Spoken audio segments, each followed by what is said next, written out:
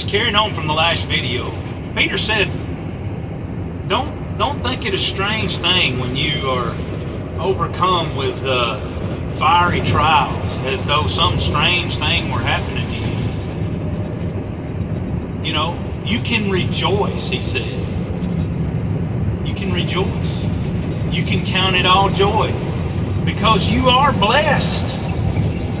If suffering and pain and trials has come, and look, I'm not saying that these things are fun.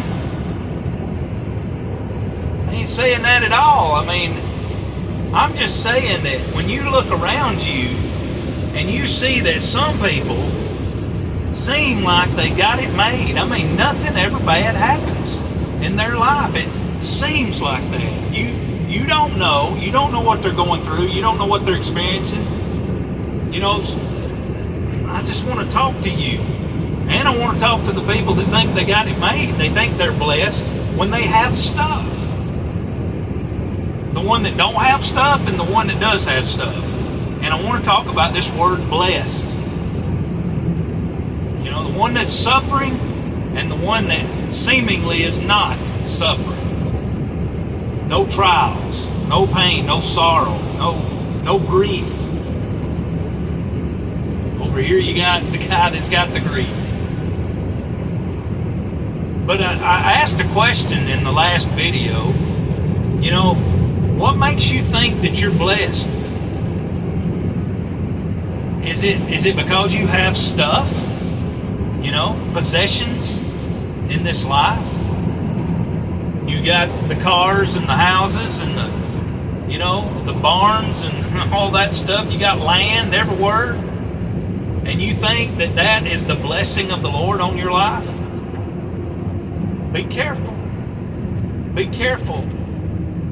Because those things could be for your detriment as well.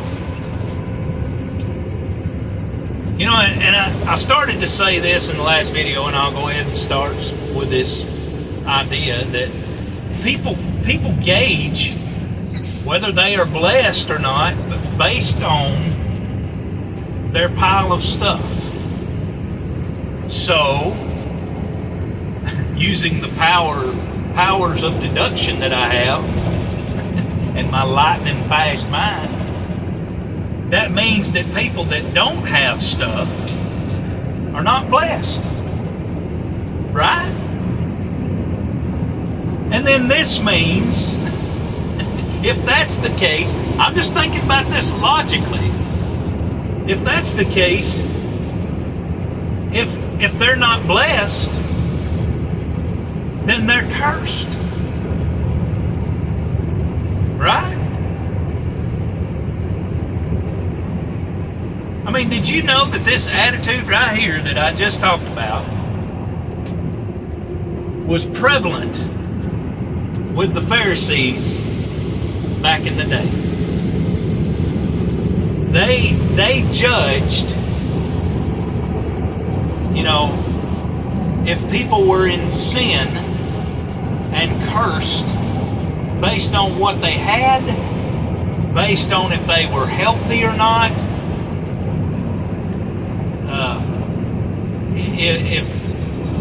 if they were poor, if they were sick, that means they're cursed. Who sinned that this man be born blind? Remember that? Yeah. And people do the same thing today.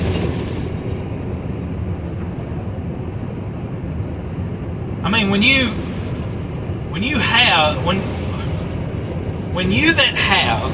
people that have stuff, you know what I'm talking about, shout it from the rooftop, you know, that you have stuff. Like you go up to someone and you greet that person. You say, well, I'm blessed. How are you? I got stuff, you know. I mean, look at everything I got. Look at my pile of stuff. Look at my jet. Most of us can't say that. But look at my houses. And look at my, you know, whatever. When you that have stuff, when you say things out loud, how do you think that affects those that don't have? I mean, do you think that encourages them? This is not a trick question. I mean, that other person that don't have stuff, this is what goes through their mind. I know this because I've had some stuff and I have been in the case of not having stuff. This is what goes through your mind when you don't have stuff. If you don't have the proper theological understanding of the scriptures, the teachings of Jesus, this is what goes through your mind. Tell me if I'm wrong. When somebody walks up to you and talks about everything they got and how blessed they are, you might be thinking, well, there must be something wrong with me. I mean, I must be sinning worse than I ever thought I was. I got to be doing so. I am not pleasing to my Father. And nothing ever changes, you know, you just, one suffering after another, whatever. But let's look at what Jesus said about what blessed is. It's different, but it's what he said. He said over in Matthew 5, and I'm going to try to do, remember some of that stuff, but Matthew 5, he said, blessed are the poor in spirit. Why? How can they be blessed? Because theirs is the kingdom of God. It belongs to them. What about the one that's got stuff? Don't say nothing about him. He said, blessed are the mourners, those people that mourn. They're grieving. Why? Because they will get comfort. Blessed are the gentle. Why?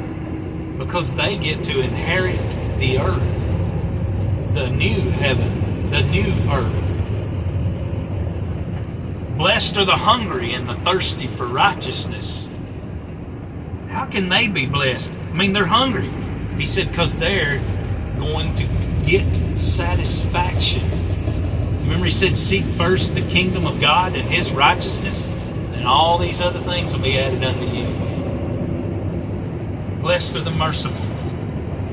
Why? Because they get mercy. There's so much more, but I've run out of time again. Take everything I'm saying with a grain of salt.